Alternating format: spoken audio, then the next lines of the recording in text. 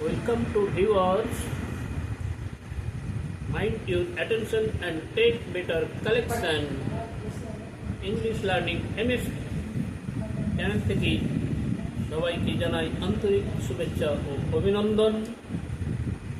তো বলি প্রথমেই এই চ্যানেলটিকে সাবস্ক্রাইব করে দিন আর দেখতে থাকুন খুব ইম্পর্ট্যান্ট প্রশ্ন উত্তর পর্বগুলি। এগুলি পঞ্চম শ্রেণীর হলেও বিভিন্ন কম্পিটিটিভ এক্সামিনেশনে কিছু কিছু প্রশ্ন এর থেকে পাওয়া যাবে। তো সেই জন্য সকলেই চেষ্টা করবেন এই ভিডিওটি দেখার জন্য। তো আর কথা না বাড়িয়ে শুরু করি। কার জন্মদিনে শিশু দিবস পালিত হয়? উত্তর, জওহরলাল নেহরুর জন্মদিনে। কার জন্মদিনে শিক্ষক দিবস পালিত হয়? ডক্টর সর্বপল্লী রাধাকৃষ্ণনের জন্মদিনে শিক্ষক দিবস পালিত হয়।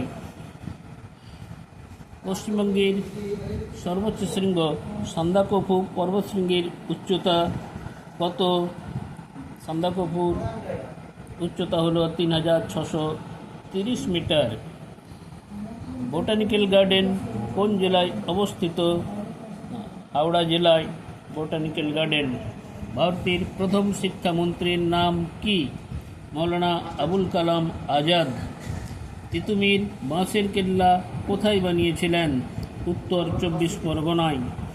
সুন্দরবন অঞ্চলের একটি নদীর নাম লেখ। মাতলা নদী। কেলেঘাই ও কংসাবতী নদী মিশে কোন নদী তৈরি হয়েছে? হলদি নদী। কেলেঘাই কংসাবতী মিলে তৈরি হয়েছে হলদি নদী। পরের প্রশ্ন, নদিয়া জেলার একটি অভয়ারণ্যের নাম লেখ। বেথুয়া ডহরি। বেথুয়া ডহরি হল নদিয়া জেলার অভয়ারণ্য। একটি শকুন সংরক্ষণ কেন্দ্রের নাম লেখ। বক্সার বাঘবন। বক্সার বাঘবন জলপাইগুড়ি জেলায় শকুন সংরক্ষণ কেন্দ্র।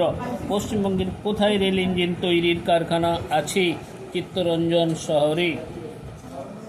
কুলিক পাখিরালয় কোথায় অবস্থিত? রায়গঞ্জে কুলিক পাখিরালয় অবস্থিত। কৃষ্ণনগর কী জন্য বিখ্যাত? মাটির পুতুল ও সরপুরিয়ার জন্য বিখ্যাত।